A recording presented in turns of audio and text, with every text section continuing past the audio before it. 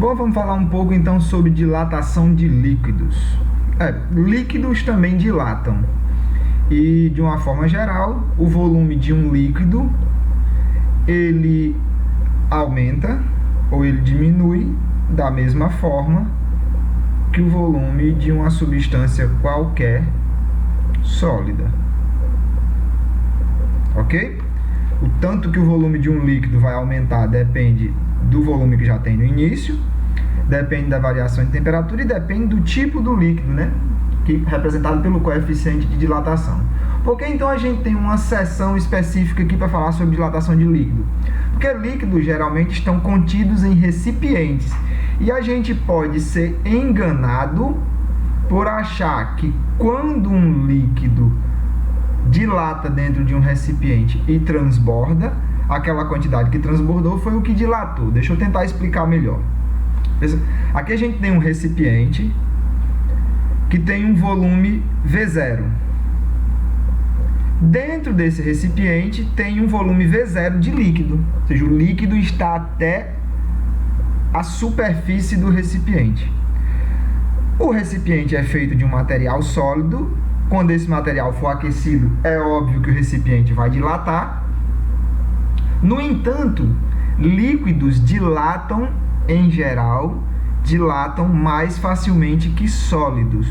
O que vai acontecer é o seguinte: o recipiente vai dilatar, mas mesmo o recipiente dilatando, a gente ainda vai ver um volume de líquido transbordar.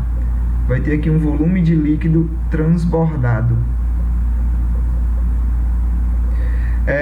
Perceba que este volume de líquido que está destacado aqui, né, esse que está de azul, era o que você tinha no início. Esse que está destacado aqui é exatamente o que o recipiente aumentou. Essa é a dilatação do recipiente. Portanto, se eu quiser saber quanto que o líquido efetivamente dilatou, perceba que o que eu tinha no início de líquido era simplesmente isso que está aqui pintado de azul. Ao dilatar o recipiente, agora cabe mais líquido dentro do recipiente. Quer dizer que dentro do recipiente eu já tenho uma parcela de líquido que provém daquela parcela de líquido que dilatou. Junta com esse líquido que transbordou, aí eu tenho a dilatação real. Então, se eu quero medir a dilatação real de um líquido, dilatação real, eu tenho que juntar essa dilatação que transbordou, que a gente chama de dilatação aparente, com a dilatação do recipiente.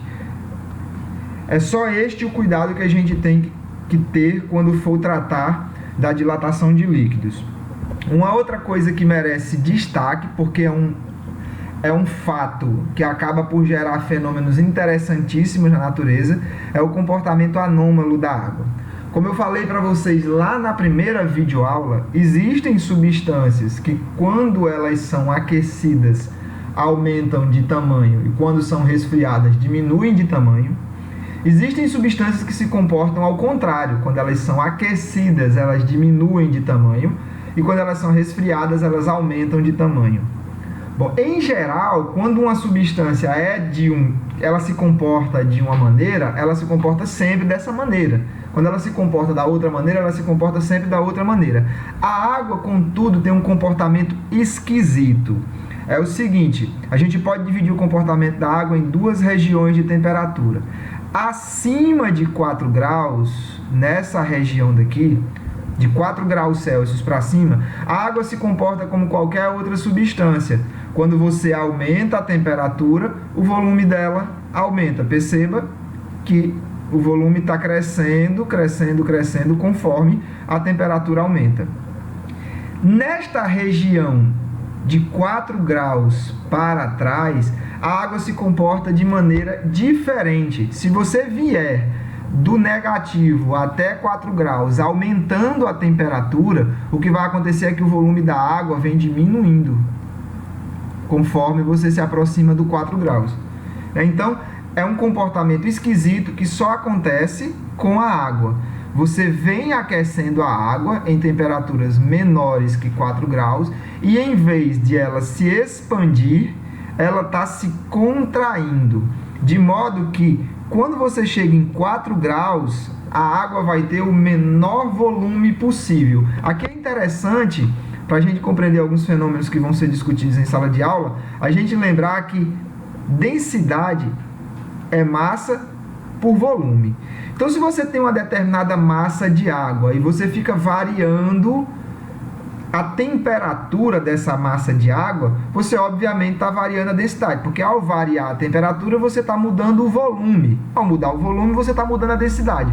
O que eu quero destacar aqui é o seguinte: em 4 graus Celsius, uma determinada massa de água tem o menor volume possível.